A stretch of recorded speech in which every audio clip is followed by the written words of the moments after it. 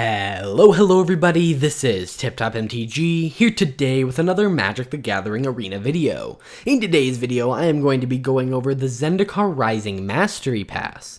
I'm going to cover various topics such as rewards, price, value, and even the history of the changes to the Mastery Pass. The first MTG Arena Mastery Pass was released alongside Core Set 2020, and there's been one released alongside every new standard set since. The MTG Arena team has been very good with feedback up until recently, adding many new changes such as changing the Mastery Pass from a play everyday style to one that allowed for more casual play schedules. They have also since added XP to daily wins and done various events that reward XP. The most recent of these were events like the Yargle Day event, which rewarded 1200 XP. The Core Set 2020 Mastery Pass had 100 levels, Eldraine's had 110, Theros' had 90, Ikoria's had 80, Core Set 2021's had 90, and Zendikar Rising's has 130. The change in the amount of levels is due to the difference in time between sets. The gap between Ikoria and Core Set 2021 was the smallest, and the gap between Zendikar Rising and Kaldheim is the longest. Just to note, the number of levels does not change the price, but according to Wizards of the Coast, it does impact the rewards, and at the end I'm going to talk a little bit about this. With the Theros Beyond Death Mastery Pass, they reduced the number of gems from 2,000 in the Mastery Pass to 1,800. However, they also added a traditional draft token. With the release of Ikoria, they reduced it again, this time by 1,000, reducing it all the way down to 800.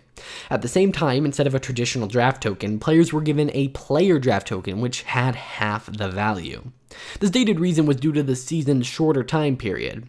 In the Core Set 2021 Mastery Pass, the amount of gems was increased to 1,200, but it's still less than Theros, and still less than Eldraine's, but I guess it's a step in the right direction. Zendikar Rising has the same amount of gems within. The thing is, they stated, the reason Ikoria has less gems is because it has less days. But why then does Zendikar, who has 50 additional levels over Ikoria, only have a slight increase that was actually introduced before Zendikar? It seems like their philosophy on how many gems there are changes based on what is best for them. Sometimes it's based on the initial gem investment, which is what their argument would be for Zendikar Rising, while sometimes they say it's based on the length. This is something I want to look into the future. If next time we have a small gap between sets, are they going to reduce the amount of gems once again? Or are they going to try and keep it consistent to avoid that backlash? So the Zendikar Rising Mastery Pass can be bought for 3,400 gems and has an alternate variety that costs more, however it gives you an additional 10 levels. You could have also gotten the Mastery Pass by pre-ordering the Nahiri Play Bundle. I do not recommend the 10 additional level bundle, as you're getting pretty low value for the additional 10 levels. Assuming you play pretty regularly, you will essentially be just paying some extra gems, over 1,000, in order to get yourself 10 uncommon or better ICRs. I would not say paying thousands of gems for 10 ICRs is that great, however, throughout the Mastery Pass you are technically 10 levels ahead of everyone else. When you buy the Mastery Pass, you, no matter what level you are at, will get an avatar, an elemental pet, and a basic sleeve. Unlike the unpaid Mastery Track, if you buy the pass, you will get many more rewards, with extra rewards being placed on every level of the track. You will also receive the free rewards. However, not every reward on the paid track is a pack or mastery orb, unlike the unpaid track. There are sleeves, styles, ICRs, emotes, and more. Additionally, the Mastery Pass can be purchased at any time, and you will get all previously earned rewards for the previous levels. If you don't know how much you will play, it may be smart to have the gems ready to buy it, but wait until closer to the end of the season to see what level you're at. It would stink to spend 3,400 gems, or even worse, spend real money to buy the Mastery Pass and then find out that, I'm not really into playing Magic right now because, I don't know, Standard's not great. Additionally, with Zendikar Rising, there is something called Renewal.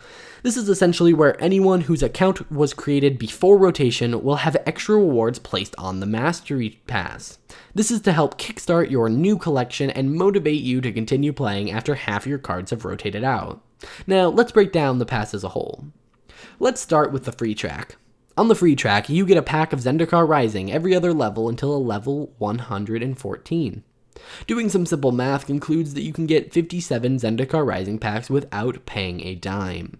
In addition, you receive 5 Mastery Orbs that can be used in the Mastery tree to get card styles of your choice.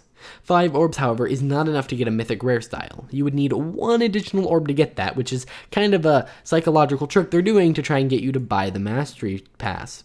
But we'll get to the Mastery Tree and what styles are on it here in a second. Next, let's talk about Renewal. Like I said before, as long as you've logged in before Zendikar Rising, you will be eligible for Renewal Rewards. Renewal Rewards are placed on the track between level 3 and 31. Once you get to level 31, you will have received 3 Zendikar Rising boosters, 10 Zendikar Rising uncommon ICRs, 3 Zendikar Rising mythic ICRs, and a basic sleeve from Renewal Rewards. So in total, without paying any gems, you end up with 60 packs, 5 styles, 10 uncommon Zendikar Rising ICRs, 3 mythic Zendikar Rising ICRs, and a basic sleeve. One of those styles could be a rare if you decide to go down one particular path of the Mastery Tree. However, if you want to split it up, for instance, if you like all the commons, you can get those as well. So let's break down all the paid stuff. After you purchase the Mastery Pass, the following rewards are available in addition to the free track and the Renewal Rewards.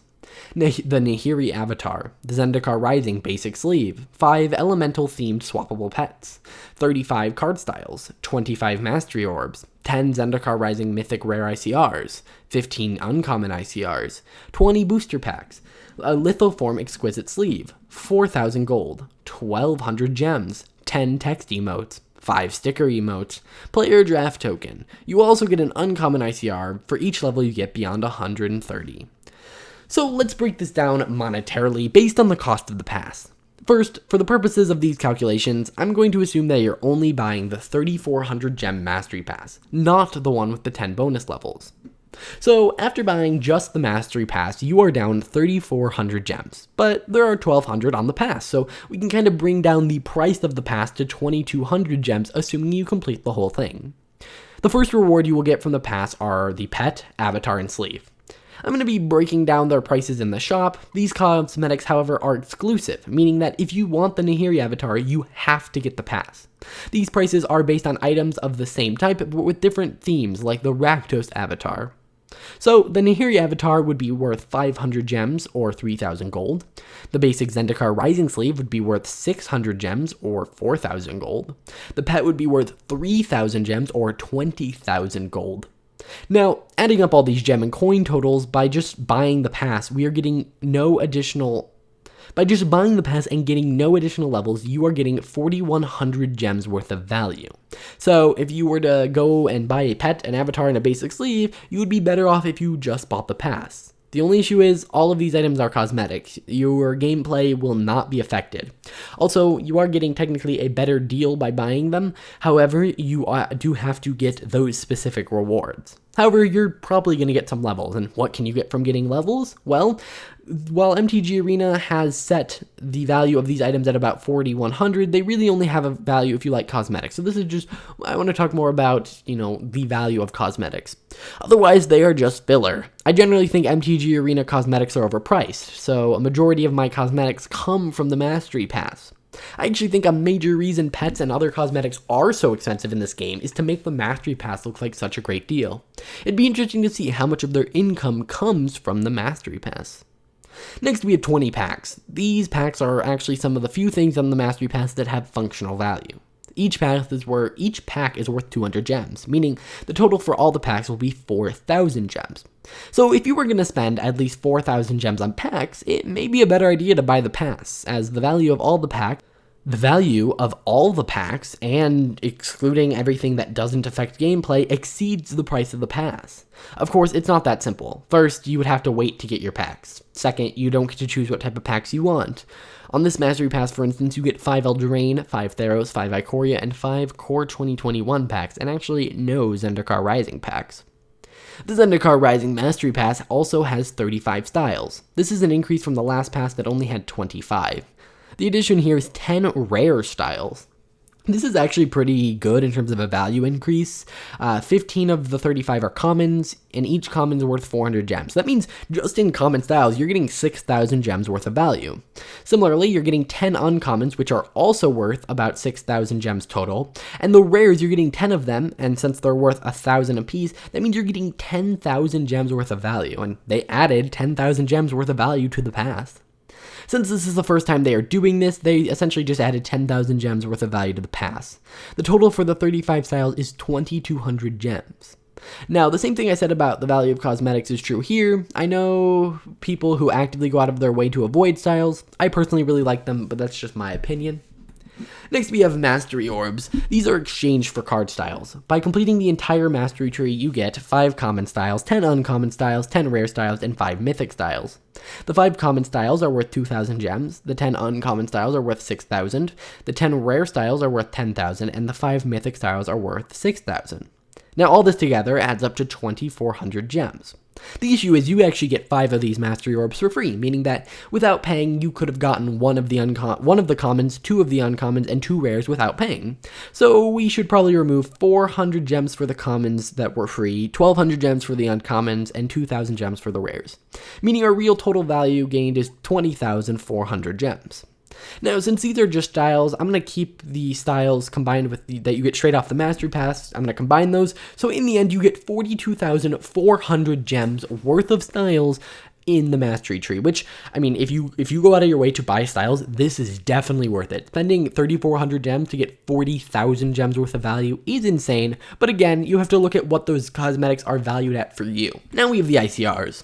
Now this one is the only thing on the pass we can't explicitly put a value on, or one of the only things. So for the 10 Zendikar Rising Mythic ICRs, this is actually the first time these are going to be specific to a set, which may help people avoid getting a consistent 5th copy. However, I'm going to treat them as though you got a 5th copy of a mythic for every single one. Now, this will make these look like they're not worth much, but to the average player, they'll be worth more than I'm about to say. But by giving you the absolute worst case scenario, you can be prepared for the worst, and my total value of the pass will not overshoot what you will actually get. So each Mythic ICR is worth about 40 gems, meaning you can get 400 gems worth of value from them. Again, these are most likely going to be more valuable to you, but technically they could be worth just 400 gems. With the Zendikar Rising Mastery Pass, we also get 15 uncommon ICRs. I'm not going to be putting a value on these, as these are probably just going to award you a very small amount of vault progress, and they're just not worth enough.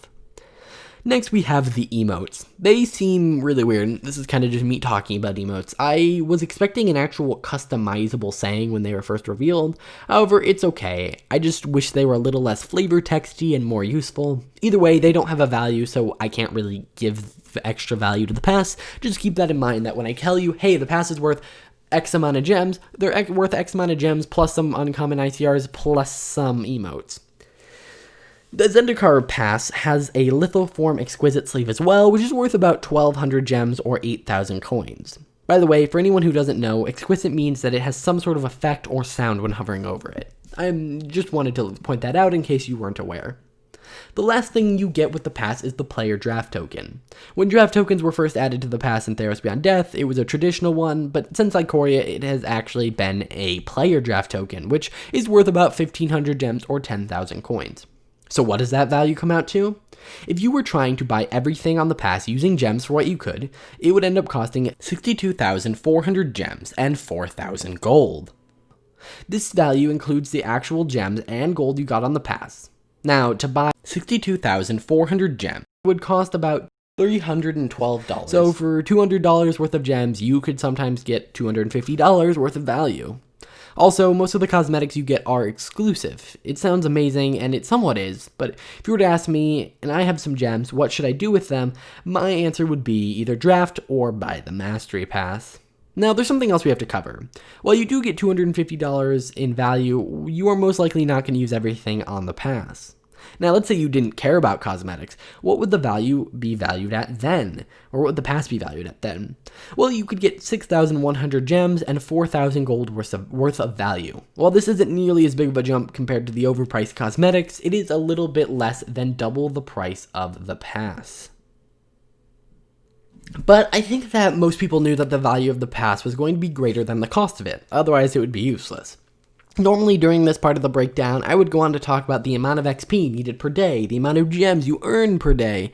However, we don't know about the release date of Kaldheim on MTG Arena. However, we can still talk about some differences between Zendikar Rising and Core Set 2021. Just looking at the differences in value between Zendikar Rising and Core Set 2021, there are actually a few. First, the Zendikar Rising Mastery Pass has the Renewal Rewards. However, those are technically free. The more important point is that they include the new emotes and stickers, the 15 uncommon ICRs, and the 10 rare styles. This all sounds really good, but looking at it compared to previous passes, most of the value comes from cosmetics. I'll be honest, I really enjoy cosmetics, and I always buy the pass. It gives me something to do and a reason to log in every day. I think that they could get more people to buy the pass by reducing the cosmetics and increasing the actual rewards, but it's looking pretty good. I know there has been a little bit of backlash as though people are thinking, hey, Wizards is like slowly reducing the value of it, but I think they're just diversifying it now. Now we have emotes, we're having more styles, I think that Zendikar Rising is a strict improvement over Core Set 2021.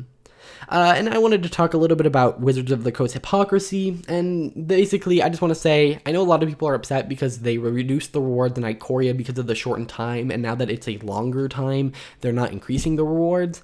All I want to mention is, first off, they added, an extra 10,000, gems worth of value in here at least. But I do want to add something. If you're a company and you do something and you get massive backlash, there's a high chance that you do something about it internally, but aren't going to tell everyone. You're not going to say, in the future, we're not adjusting based on time. And if they did that, yes, it may seem really bad right now, but I think before we all start raising a pitchfork and going after them, I think we should wait until the next short distance between a set and see if they reduce the value of it then. If they start to make the value consistent across the mastery passes, then I think that we'll just know that they had a change in philosophy after the massive backlash that was the Ikoria mastery pass. Either way, guys, I hope you enjoyed this video. If you did, please hit that like button, and if you want to see more awesome content like this one, hit the subscribe button as well. I will see you guys in the next one.